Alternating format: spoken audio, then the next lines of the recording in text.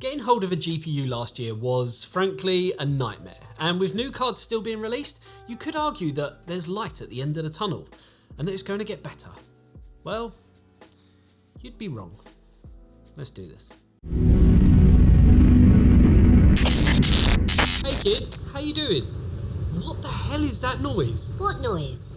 Is that your computer? Oh, that noise. I've kind of got used to it now. That's my stock cooler. Sounds like you need the MSI Core Liquid S360 with its 2.4-inch IPS display, latest eTeknix 7th generation pump, LGA 1700 support, and MEG Silent Gale P12 fans. You can't hear it coming. Sorry, what? Can't hear you over this stock cooler. Click the link in the description below and get one today. Sounds like you need it. Get it? So it's been a while since I updated you all from an industry insider kind of perspective as to what's going on with GPUs and the crisis. Obviously, it's easy for anyone to chip in and give their thoughts and opinions, and while some of this video will contain mine, it will also have some information from retailers, manufacturers, and everyone in between who I've spoken to recently. So there's a few areas that I want to cover, including stock, pricing, MSRPs, and new card launches. The first being stock. So you may remember the video we put up back in early December of last year where we explained how you could actually buy a GPU right now. For anyone who hasn't watched it and are kind of maybe still getting frustrated, I definitely invite you to check it out as it has some kind of useful ways of getting hold of a GPU. But the TLDW version is checking retailers, joining Stock Informer, and more than anything, being patient. With all that, while we're only a month on, the advice hasn't really changed and it's pretty much still relevant now. Stock is still a bit of a joke, but there is stock around now. Admittedly, not at the prices you want to pay, but they are there, which is still kind of a better situation than what it was last year. I mean, just looking around today, I've found GTX 1660s in stock, RTX 3070s, RX 6600s, and the latest release, RX 6500 XT, and fairly close to MSRP, whatever that even means. With that in mind, let's talk about MSRP. I've joked in a bunch of our videos about MSRP pricing and the fact that it doesn't really exist, and Nvidia have just delivered a huge blow to those wanting a Founders Edition 30 series card by increasing the price of them. Now, when the 30 series Founders cards launched, they were a great opportunity to have a card for reference spec pricing without technically being reference spec. With their funky and unique PCB and even more unique cooler design, lots of consumers actually held out in the hope of having an FE card over an AIB custom card. The fact that they were MSRP pricing was, well, kind of the cherry on top of the cake. What happened to the FE cards and their MSRP?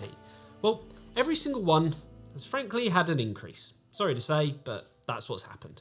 From the 3060 Ti being increased by €20, of which, if you're not in mainland Europe, you could hazard a guess, it's going to be kind of very similar in dollars or pounds due to the conversions plus taxes. The RTX 3070 has been increased by €30, the same increase for the 3070 Ti, the 3080 going up by €40, the 3080 Ti by a whopping €70, and the RTX 3090 being increased by a stonking €100. I mean, Nvidia are normally pretty good at handing out press releases, but it's no wonder why they wanted to kind of keep this one, hush hush. I mean, have you guys heard anything on this about these price increases? No, I thought not. It's all been very, very quiet. Now, I can see that this has happened for a few reasons. Firstly, the introduction of the 3080 12GB. The rumour mill about the 3070 or 3070 Ti with increased VRAM, and of course the 3090 Ti. Adding some form of price disparity to slot other models of cards in the stack was always going to be a wise move, at least from a business point of view. So it feels like you're kind of getting a bit better value for money and a better overall deal. Newsflash, you're not. Now, me being me, you know I love playing devil's advocate. So what if the reason behind this wasn't as sinister as I've made out? What if, and it's a big if, that Nvidia are aware that stock is due to improve and wanting to be kind of opportunists at making more profit, they see this as the perfect time to increase the cost of owning one, just in time for gamers to buy cards as stock increases. Or what if Nvidia's costs have gone up? Their costs go up, your costs go up. Our costs go up, your costs go up. It's only logical. Now, if what I've heard from retail partners is anything to go by, I'm going to say it's kind of a bit of both, as I've been told firsthand that stock and GPUs in January are the worst they've ever been. So sorry for kind of getting your hopes up there. It sucked before and it sucks now. Obviously there is an exception to that rule, the RX 6500 XT. You can buy this right now for a reasonable price point. But why hasn't this card been affected as dramatically? I mean, you have to drill down a little bit more. It actually has been affected as much, but it just doesn't look as bad as it's a cheaper card. Take the RX 6500 XT Pulse from Sapphire, for instance. In the UK at least, this card was due to launch for £179. And it did, on launch day, for a few cards. People were able to buy it for that price for a brief period of time. Now, however, it's sitting between $219.99 and $224.99. That's a 25% increase. If you take a card that's maybe meant to be $699 and you add that same 25% increase, it brings it to $873.75. It's crazy how it sounds when you look at how relative it is, isn't it? So pricing aside, why is this in stock? And from what we can see, stock is actually quite plentiful. Well, there's a couple of reasons. The first being, no one really wanted the card. I mean, I don't mean that in a bad way, but it is the truth. A card with 4GB of memory and X4 bandwidth in 2022 just doesn't cut it. And I made my thoughts very clear in our review of it.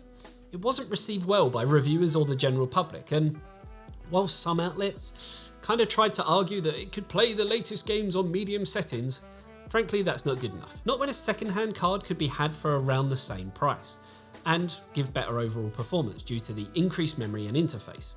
What actually made me laugh was even AMD backtracked on the 4GB VRAM issue, removing a blog post from 2 years ago comparing performance of the 4GB and 8GB 5500 XT, and showing that 4GB just isn't, enough in 2020. Somehow though, fast forwarding 2 years to 2022, and AMD have now removed that blog post and are adamant that with technologies like FSR, or Fidelity FX Super Resolution for those who don't know the lingo, 4GB is more than enough. Yeah. Is there any truth behind that, or kind of are AMD trying to pull the wool over your eyes? Let me know what you think in the comment section, because, I don't know, to me, you could argue it both ways. Again, playing devil's advocate. Now, it has been said that AMD backtracked and made this 4GB card for one reason, to combat the dirty, stinking, rotten miners. So, if that's the case, good on them. As we know, Ethereum mining is still the most profitable coin to mine right now, and doing it directly, at least, isn't possible on a card like this, because it only has 4GB of VRAM. And that kind of brings me on to my next point, cryptocurrency. So at the time of filming this video, crypto from essentially all angles has taken a complete nosedive. I mean, at first glance, at least anyone who's kind of not in the know will see that in the last week, the value has dropped on Bitcoin from £31,000 to about £25,000. Awful for anyone who's hodling, but in the grand scheme of things, it's still higher than anything before the start of 2021. It was only last year that it really started to boom. But what does this mean for GPUs? Well, it means miners will be essentially getting scared that their hardware that they've had to buy through a variety of different ways could be dropping in value and not giving them the return that they were expecting. So you could be expecting two things to happen. The first being that used GPUs on the likes of eBay will be plentiful, with miners wanting to dump them before they drop too much. So I guess what I'm trying to say is there could be a good opportunity to grab one if it presents itself. And the other is that miners won't be snapping up new cards as quickly as possible, and therefore seeing them come kind of back into a reality where prices aren't as inflated as we're used to seeing. I mean, less than 25%, that's what I'm trying to get at. All I can say is that with crypto doing its thing, we're in for some interesting times ahead. And with the launch of the RTX 3050, which has already had leaked mining performance showing, frankly, it's pretty awful overall, at first glance, we could see this card being in stock, and for a reasonable price point, leaving you very happy overall. But then you hear about a retailer listing the 3050 early. Admittedly, as a bundle with DDR4 to kind of soften the blow, but once you work out the true cost, you end up feeling frustrated again. Now, the retailer in question is based in Peru, of which we're not really fully aware of their market, and knowing that it's likely very different to the Western world, but as a GPU with a cost of $425, I mean, it's still a fair way away from that touted $250 MSRP. So what I'm trying to get at is that while there was hope before the card is even launched, it seems that all hope is lost. Now, can things get better? Well, in those famous last words, I can't see them getting any worse, but stranger things have happened over the last 18 months or so. And all we can do is sit and wait and hope that prices come back down and stock goes up, or just give in and essentially pay over the odds now. Now, one thing that you don't need to pay over the odds for is this, the eTeknix PC Maintenance Toolkit, with everything you need to build, repair and maintain your PC. You won't find a better toolkit for the money, and it's in stock right now over on store.eteknix.com. Grab yours today. With all that, hopefully this video has maybe given you a bit more of an insight as to what's going on right now, kind of where it's heading, and maybe even give you some ways of getting hold of a GPU at the start of 2022. Either way, hopefully you enjoyed this video. If you did, you know exactly what to do, and if you love what we do and want to support us, you can do so over on Patreon, where you get access to exclusive behind the scenes content, access to our super secret area on Discord, and much more. Link is down below, and with that, I'll see you in the next one. See you later, guys. Bye-bye.